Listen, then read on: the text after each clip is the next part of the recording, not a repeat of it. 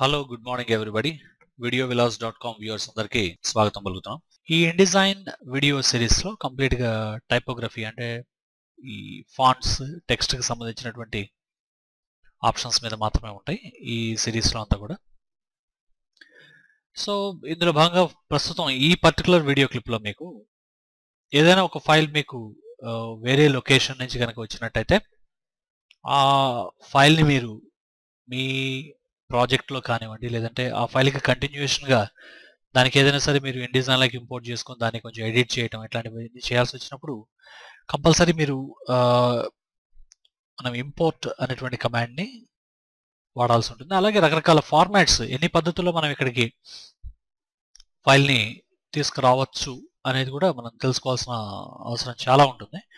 So దీన్ని ముఖ్యమైన పాయింట్గా పెట్టుకునే మైండ్లో ఈ వీడియో మీకు తయారు చేయడం జరిగింది మీకోసం.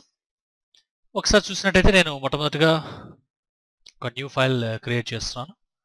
సో దాంట్లో న్యూ డాక్యుమెంట్ అని కూడా డిఫాల్టే ఉంచేద్దాం, దీన్ని ఏం పెద్ద నేను మార్చట్లేదు, ప్రింట్ సైజ్లోనే ఉంచేస్తాను. ఓకే అన్నాను. సో ఇప్పుడు మనం ఒక టెక్స్ట్ ఫైల్ని, అది టెక్స్ట్ ఫైల్ అంటాం కన్నా కూడా ఎంఎస్ వర్డ్ ఫైల్ అది, దాన్ని మనం ఓపెన్ చేసి వర్క్ చేయబోతున్నాం. నేను ఇప్పుడు జస్ట్ మీకు అర్థం అవడం కోసం ఎంఎస్ వర్డ్ ఫైల్ని ఓపెన్ చేశాను. ఇది ఒక రెజ్యూమ్ని నేను ఎంఎస్ వర్డ్లో క్రియేట్ చేయడం జరిగింది. ఒక టెంప్లెట్ ఇది, నేనేమి ఓన్గా క్రియేట్ చేయలేదు, just it's a template. So దీన్ని జాగ్రత్తగా చూసినట్టయితే దీంట్లో మనకి చక్కగా మనకి స్టైల్స్ అన్ని కూడా ఇవ్వడం జరిగింది. అంటే ఫార్మాటెడ్ డాక్యుమెంట్ ఇది, మొత్తం కూడా కలర్స్ ఉన్నాయి అని కూడా చాలా నీట్గా అవసరమైన విధంగా ఫార్మాటింగ్ అనేది జరిగింది.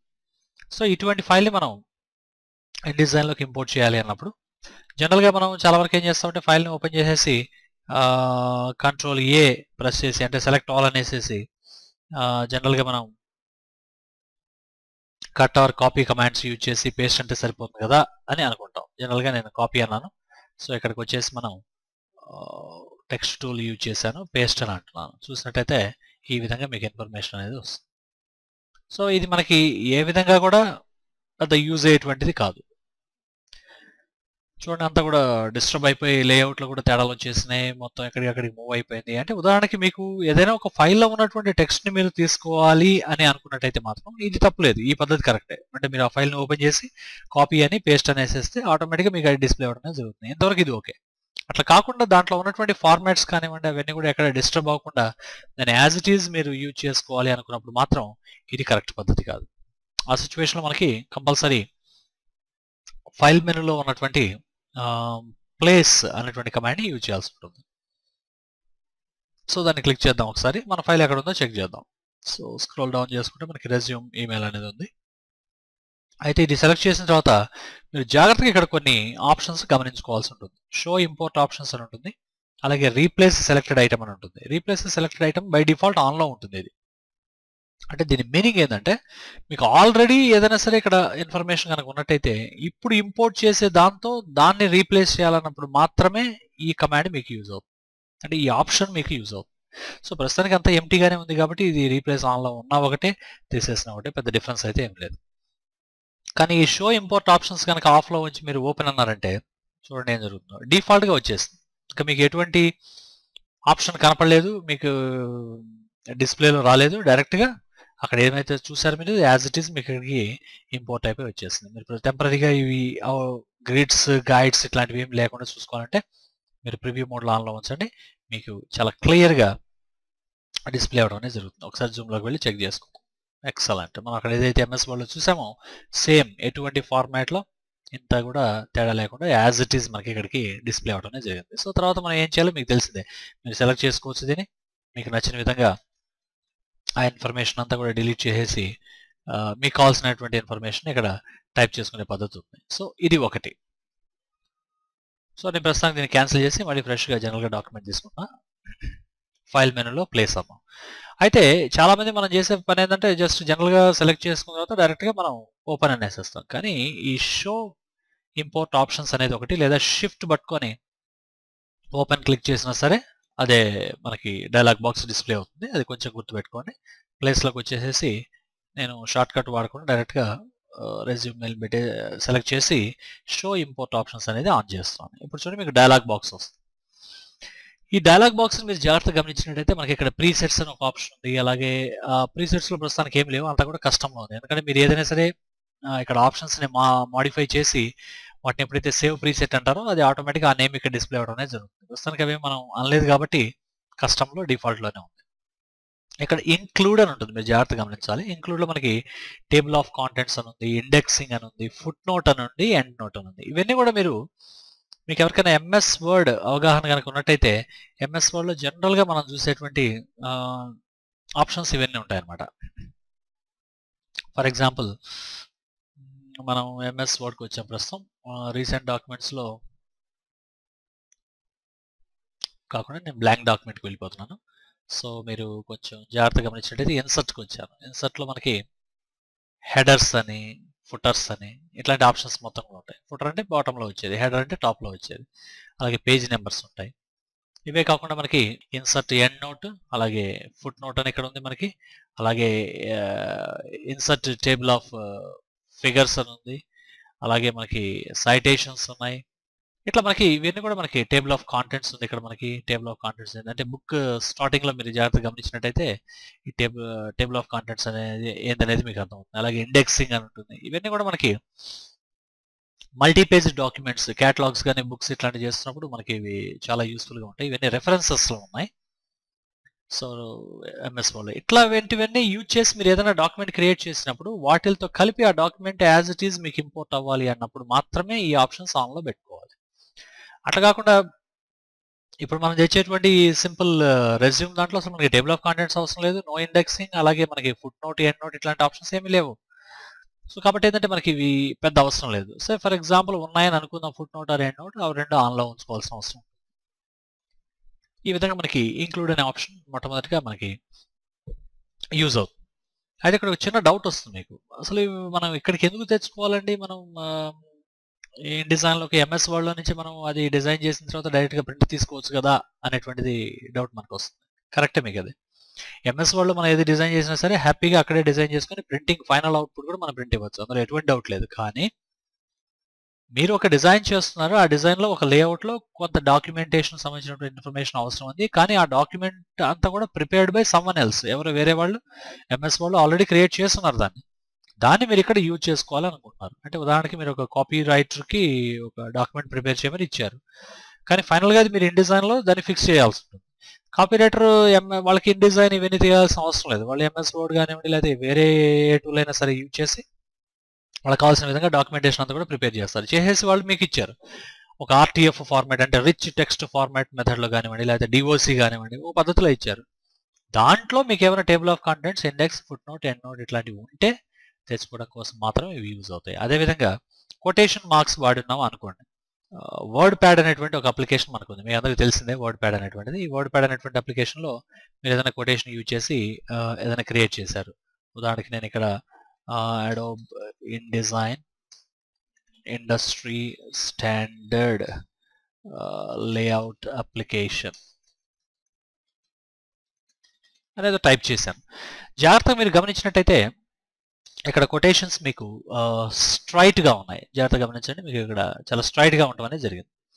కొంచెం ఫాంట్ సైజ్ పెంచుతాను, పెంచితే మీకు చాలా స్ట్రైట్గా ఉన్నాయి.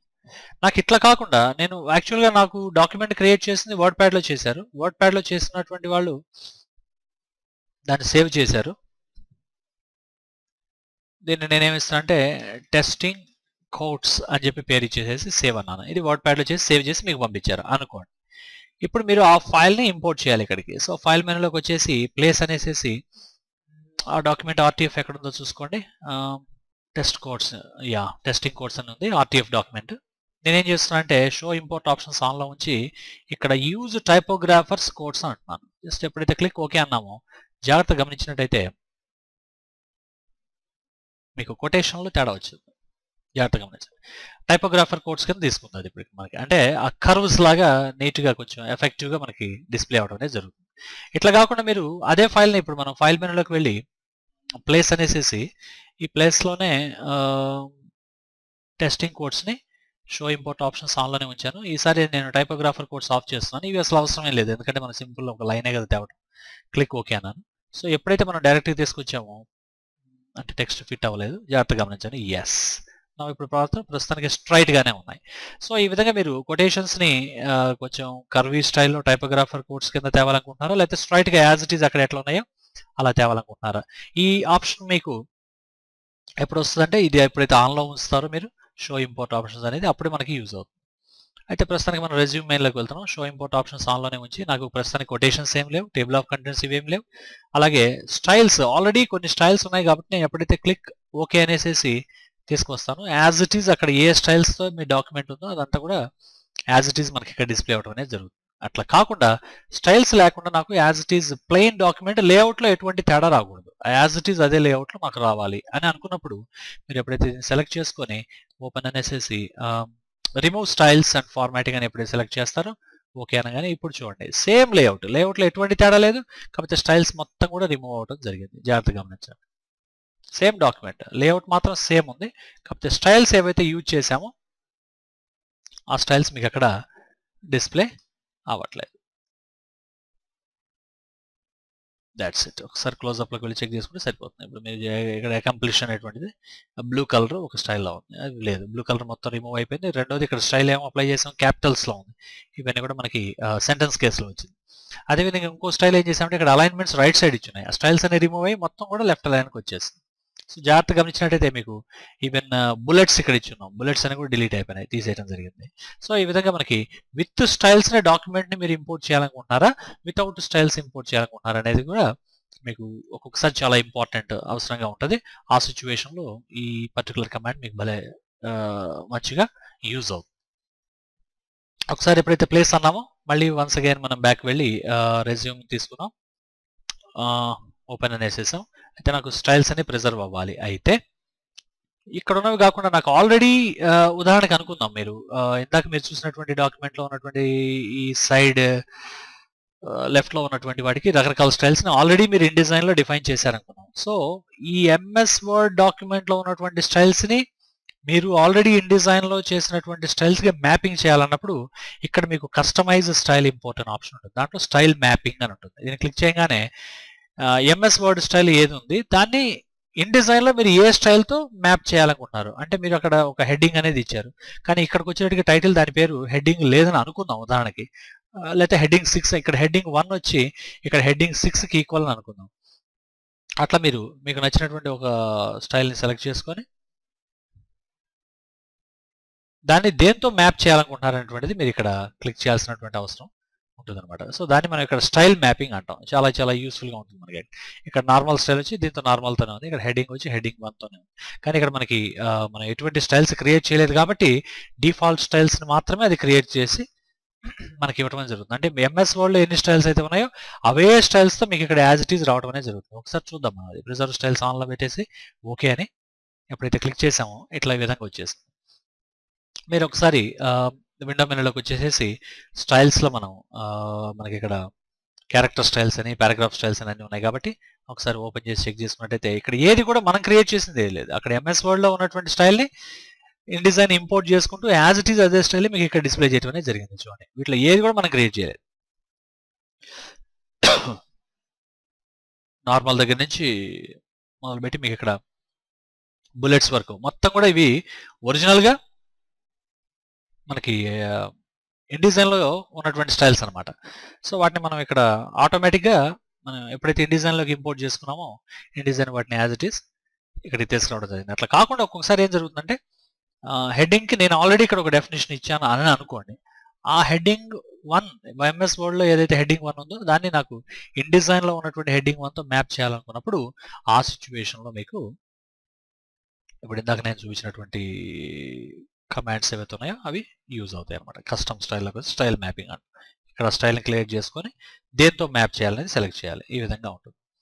సో ఇన్ డిజైన్లో ఈ విధంగా మనం ఏదైనా సరే డాక్యుమెంట్ని చక్కగా ఇంపోర్ట్ చేసుకొని మనకు కావాల్సిన విధంగా వర్క్ చేయొచ్చు. ఇది మొట్టమొదటిగా మీకు టెక్స్ట్కి సంబంధించి ఎలా ఇన్ డిజైన్లోకి వేరే డాక్యుమెంట్స్ నుంచి అంటే ఆర్టీఎఫ్ కానివ్వండి, డిఓసి ఫార్మాట్స్ కానివ్వండి, ఇంకా టీఎక్స్టీ అయితే చెప్పాల్సిన అవసరం లేదు, అది ప్లెయిన్ టెక్స్టే కాబట్టి, అంటే నోట్ ప్యాడ్ అట్లాంటి అప్లికేషన్స్లో క్రియేట్ అవుతుంది కాబట్టి దానికి అసలు ఫార్మాటింగ్ ఉండదు కాబట్టి ప్లెయిన్గానే వస్తుంది. అసలు అప్పుడు ఆ టైంలో మీరు ఫైల్లోకి వచ్చి ఇంపోర్ట్ అనేటువంటి ఆర్ ప్లేస్ అనేటువంటి ఆప్షన్ వాడాల్సిన అవసరమే లేదు. మొత్తం నోట్ ప్యాడ్లో సెలెక్ట్ చేసుకొని కట్ పేస్ట్ కానీ కాపీ పేస్ట్ అనేటువంటి కమాండ్స్ యూజ్ చేయడం ద్వారా మనకి హ్యాపీగా అది మన వర్క్ కంప్లీట్ అయిపోతుంది. సో ఒకసారి మీరు ఏదైనా ప్రాజెక్ట్ ఓపెన్ చేసుకొని ఇవన్నీ కూడా ట్రై చేసి చూడండి. Thank you very much watching thank you very much for watching videovillas.com. videovillas.com viewers అందరికి కూడా థ్యాంక్స్ చెప్తూ మీ ఫ్రెండ్స్కి వాళ్ళందరినీ కూడా కొంచెం చూడమని చెప్పండి. Have a great time. Thank you. Bye.